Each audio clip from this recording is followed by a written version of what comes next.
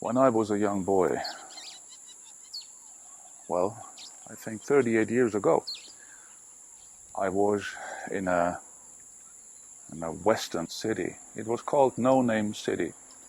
Well, it was, compared to the things what we have today, it was very small, but I loved it. It was my first western city ever. And there I met a whip handler. He did whip cracking, trick roping. Trick roping was not my cup of tea, but the whip.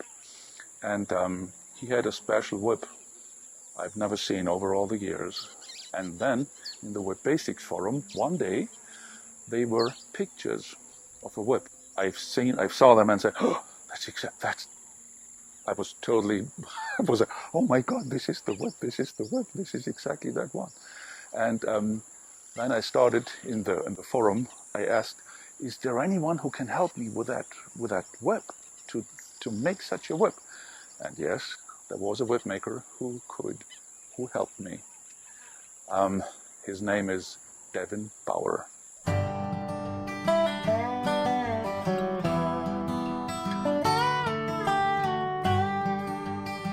Since he was a child, he was a young gun and wild, never afraid, never too slow and never too late.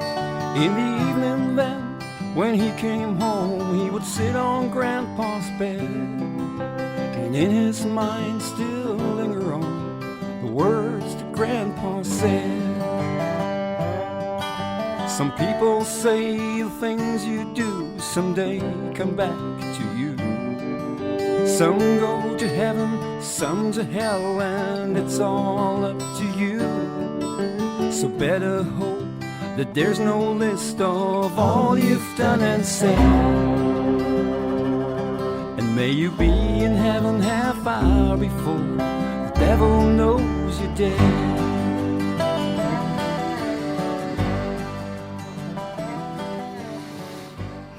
A black nylon whip with a wooden handle. It's not so amazing, isn't it? It is plain and simple. But, you know, on this whip, there are details you simply don't see. Well, the basics are told very fast. It's 6 foot length, black nylon. It has 8 plate belly, it has 12 plate belly, and the diameter, well, the diameter is very high. It is a 20 plate overlay. So this whip, well, it's short loaded and very heavy. But first on the handle. The handle is made from Desert Ironwood. Yeah, what about, yeah, wood is okay, wood is clear, but what about the desert and the iron? Give me a minute and I will tell you about that. It's an interesting thing. But first on the whip. The whip is, like I said, it is short loaded and a heavy one. Well, don't make the mistake to compare this whip with a usual, with a standard 6 foot bullwhip, because it's complete different.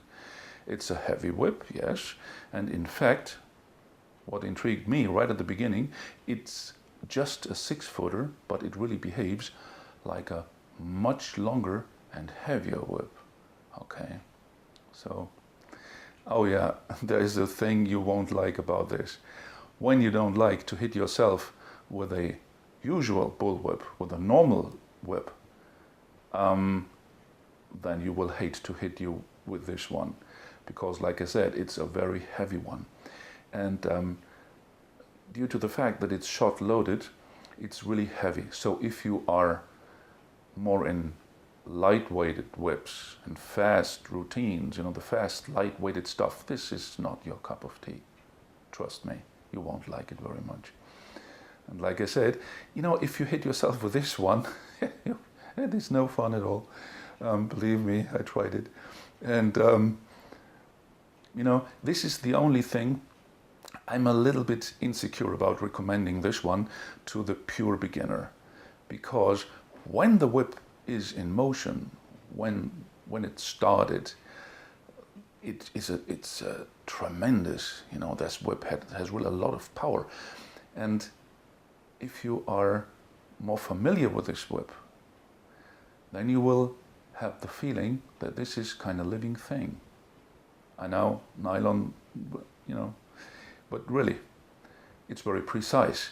And so again, for the beginner, I'm not too sure. You can try it, of course, but if you're at least a little bit experienced in whip handling, there is absolutely no reason not to try that one.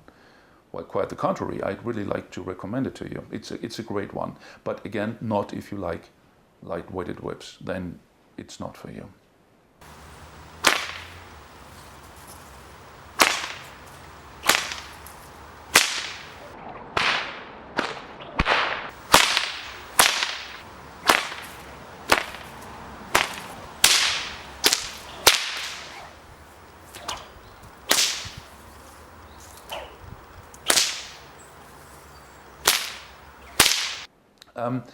What can I say you now about the wooden handle? It's made from Desert Ironwood. Desert Ironwood is a very heavy whip. It's, what's the whip called? I think it's the Sonora Desert, if I remember right. I think it was the Sonora Desert. Yeah, anyway, it's a desert and it's very hot there. And so these bushes and trees, and by the way, Desert Ironwood tree looks like this.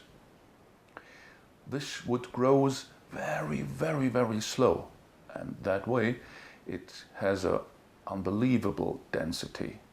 In fact, Desert Ironwood is that heavy it can't swim. If you put a piece of ironwood into the water, it will just go down. It will sink. Ironwood. It's very hard, it's very heavy, and like I said, the density is incredibly high, and so yeah, it just goes down. And on Desert Ironwood there is more. Desert Ironwood trees can become very old, in fact up to 1,500 years. So you should treat a Desert Ironwood with respect, because the piece of wood you may have in your hand as a whip handle or as a knife handle, the piece of wood you're holding was old even when your grandpa was a little child. So like I said, treat it with respect. Okay. So there's more detail. Like I said in the beginning, there's, for example, this one. That's the thing which is really intriguing. This is this brass cap here. Well, in fact, it's not a cap. In fact, this is a massive piece of brass.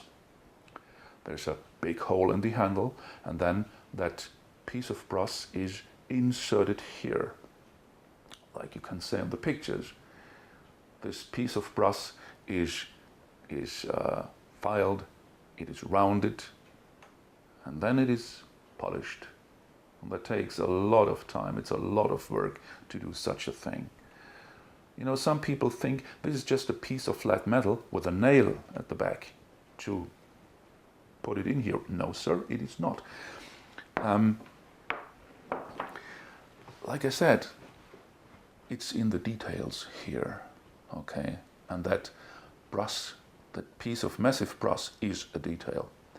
And like I told you on another whip review, I'm not only interested in the end result, I'm also interested in the philosophy behind all that.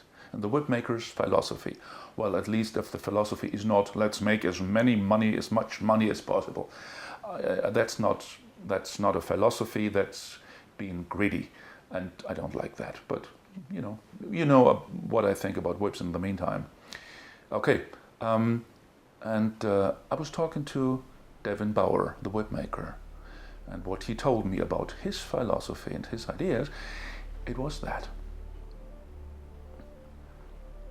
I have always had a love for the character and appearance of wood and the many things that can be made from it. I love the variety of wood and the unique character of each individual piece, as well as the challenge of matching the characteristics of different wood to a particular whip design. But on craftsmanship, I have always personally believed that if you do anything, you should do it to the best of your ability and always seek to improve your own skills and the quality of your work. Well said. Well said. Yeah, and Devin Bauer, like I said, he's a great craftsman, and not only in plating whips, but also in working with wood and metal. Great combination. Remember what I said in the beginning about being plain and simple? You know, the interesting thing, the fact about real art and passion is those things don't come in big bright neon letters. Quality and passion for the craft mostly kind of sneak in, humble and silent. And there are a lot of whip makers out there, a lot, who make a big mumbo jumbo around their person. Yeah. Devin Bauer is a member of the Ring of Trust. And if you want to meet more great whip makers who don't make mumbo jumbo around their names, but deliver a first-class quality, you should check that Ring of Trust. I'm pretty sure that you have now a lot of questions on that whip. Yeah. But to be honest, my job is done right now, right here. So, if you want to learn more about that whip, please contact the whip maker, Mr. Devin Bauer. So, and you?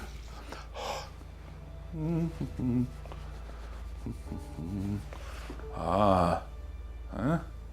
What? Yeah, this is massive. This is a massive piece of brass. And no, you won't crack it, no. Because you would hit it to the ground. You would know that. I remember the last time when we shot the last reel, what you did to the whip. At least what you tried to do to the whip. And no, you won't get this one into your fingers. Yeah, no.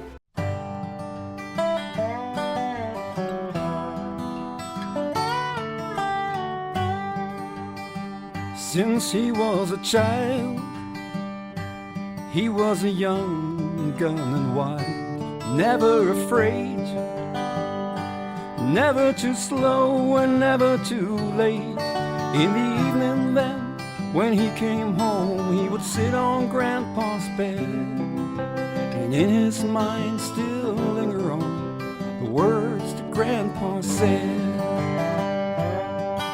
Some people say the things you do someday come back to you. Some go to heaven, some to hell, and it's all up to you. So better hope that there's no list of all you've done and said. And may you be